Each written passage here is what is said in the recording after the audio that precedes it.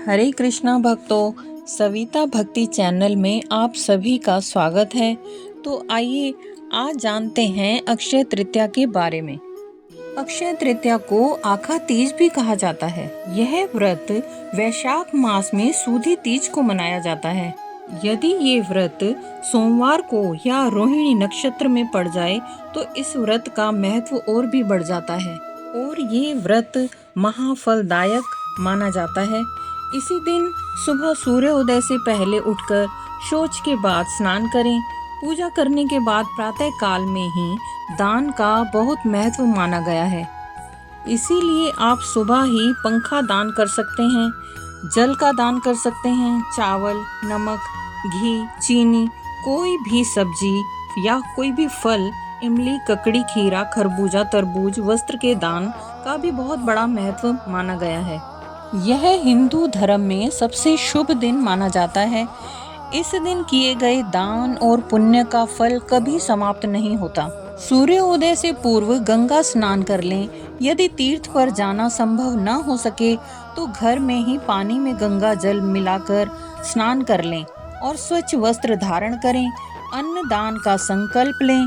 विष्णु जी और लक्ष्मी माता को पंचामृत से स्नान कराएं और पीले फूल, चावल, तुलसी दल और सत्तू, ककड़ी, खरबूजा उन्हें प्रसाद रूप में अर्पित करें। अगर हो सके तो जितना आपका सामर्थ्य हो उसके अनुसार जल से भरे कलश का, पंखे का, छाते का या अनाज का दान करें।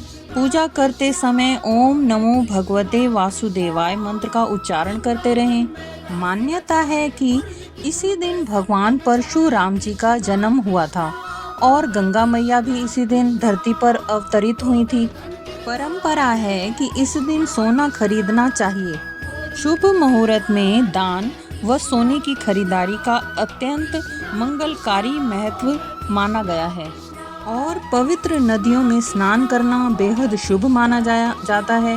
अनबूझ मुहूर्त में यह एक स्वयं सिद्ध मुहूर्त है जिसके विवाह या गृह प्रवेश जैसे शुभ कार्यों के लिए पंचांग देखने की आवश्यकता नहीं होती, ना किसी ब्राह्मण से पूछने की आवश्यकता होती है। इस दिन किए गए दान, जप और तप का फल कभी भी समाप्त नहीं होता, हमेशा अक्षय रहता है। और इस दिन श्री बद्री नारायण भगवान जी के पट भी खुलते हैं और वृंदावन में केवल अक्षय तृतीया वाले दिन ही बिहारी जी के चरणों के दर्शन होते हैं।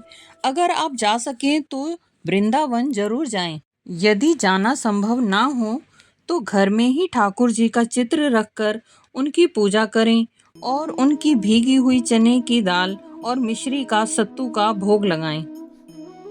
किसी भी शुभ कार्य को करने के लिए यह दिन बहुत ही शुभ माना गया है। इस दिन प्रातः काल में मूंग और चावल की खिचड़ी बिना नमक डाले बनाएं और उसका भोग बिहारी जी को अर्पण करें। खिचड़ी का भोग बहुत ही शुभ माना गया है। अक्षय तृतीया की कथा इस प्रकार है। आइए अब कथा श्रवण करते हैं। प्राचीन काल में एक गरीब, सदाचारी तथा देवताओं में श्रद्धा रखने वाला एक वैश्य रहता था। वह गरीब होने के कारण बड़ा ही व्याकुल रहता था। सौभाग्यवश महोदय वैश्य को एक पंडित द्वारा अक्षय तृतीया के व्रत का विवरण प्राप्त हुआ। उसने इस पर्व के आने पर गंगा में स्नान करके विधि पूर्वक देवी देवताओं की पूजा की। यदि वैश्य अगले जन्म में कुशावती का राजा बना, अक्षय तृतीया के प्रभाव से वह बड़ा धनी और प्रतापी राजा बना। वैभव संपन्न होने पर भी वह कभी धर्म से विचलित नहीं हुआ।